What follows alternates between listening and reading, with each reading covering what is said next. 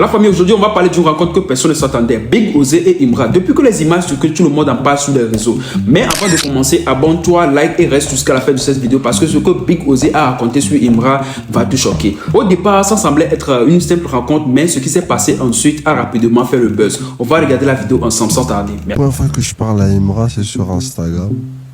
Donc moi j'écoute... Déjà il fait un feat avec J-Bad, qui est du coup un artiste qui est chez TV Music. Et c'est déjà comme ça que je découvre Imra, parce qu'en plus au début, J-Bad il me fait « Ah, j'ai fait un feat avec un rappeur français ». Il me dit Imra, mais je dis « Mais français ?» Après, je vois c'est un Ivoirien, ok d'accord. Donc c'est comme ça que je découvre déjà premièrement. Et ensuite, c'est le son, il est dans le projet IDK2. Donc j'écoute IDK2. Et là, j'ai kiffé. Et donc, moi, tu vois, quand j'aime bien un artiste, je lui envoie un message, tu vois. Qui me répond ou qui me réponde pas. Et j'envoie un message à Imra, je lui dis, je dis quoi déjà? Je lui dis, trop fort, IDK2.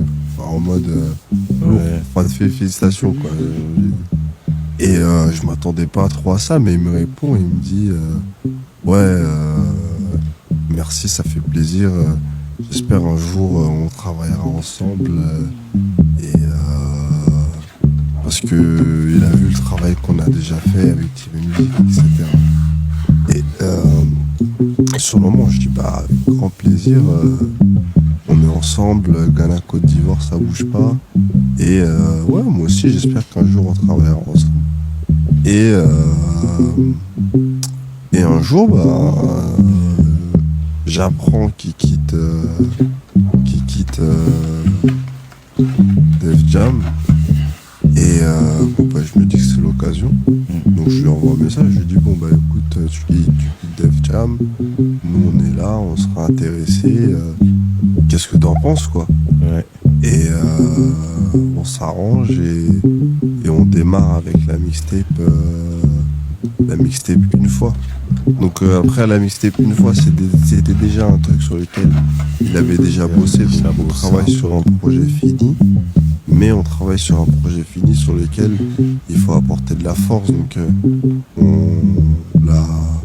on l'a aidé financièrement, on l'a structuré aussi la sortie pour que ce soit bien carré, pour qu'il puisse avoir les playlists, pour qu'il puisse être bien mis en avant sur les plateformes de streaming, etc. Pour que tous les sons soient bien crédités et tout. Et ensuite, aussi pour certaines opérations, tu vois, quand on voit qu'il y a des projets qui fonctionnent bien, des clips, des sons qui fonctionnent bien, on est toujours dans la communication de se dire il y a ce truc, les datas qui nous disent que ce truc là ce serait bien de le pousser, poussons-le, tu vois. Et à ce moment là par exemple il y avait le son Gate Danina avec Suspect 95 qui fonctionnait bien. Il m'a dit ce serait bien qu'on investisse sur le clip. Il est venu nous demander et nous on s'est dit oui bien sûr, parce que ça fonctionne bien. Ça va juste permettre au clip d'aller, au titre d'aller plus loin. Et si le titre il va plus loin, l'album il va plus loin.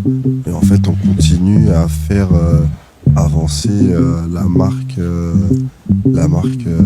Imra, tu vois. Okay. Et ensuite, moi, c'est beaucoup ma sœur qui du coup était présente avec lui parce que elle avait sa facilité de voyager entre le Ghana et la Côte d'Ivoire. Et moi aussi, je venais souvent au Ghana pour être tranquille. Je pense que à cette époque-là, elle était un peu moins connue. Elle était beaucoup connue en Côte d'Ivoire.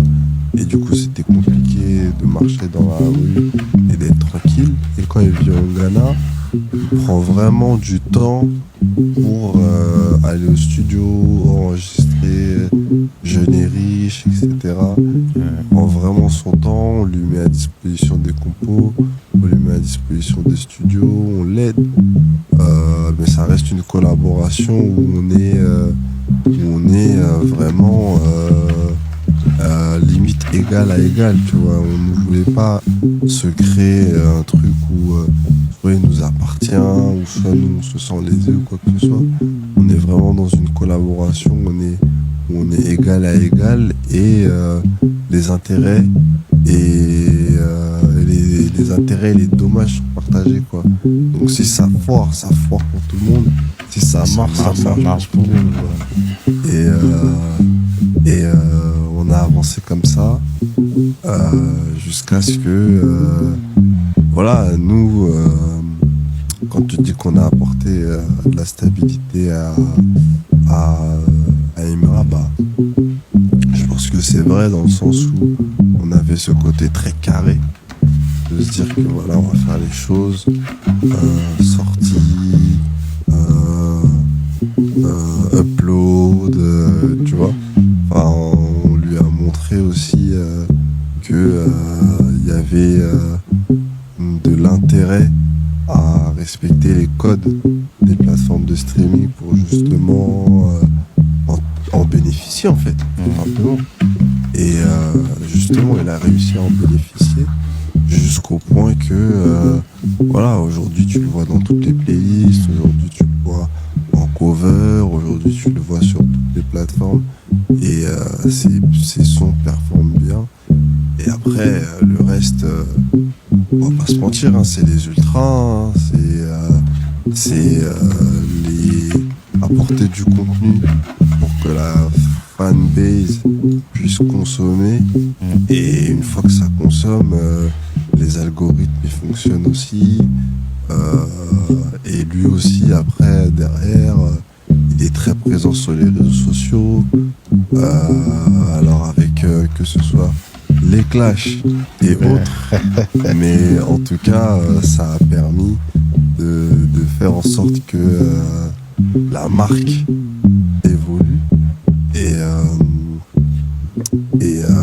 bien entendu on y a fortement contribué. Famille, j'espère que vous avez aimé la vidéo. N'oubliez pas de vous abonner sur la chaîne pour ne rien rater de nouveau. Merci.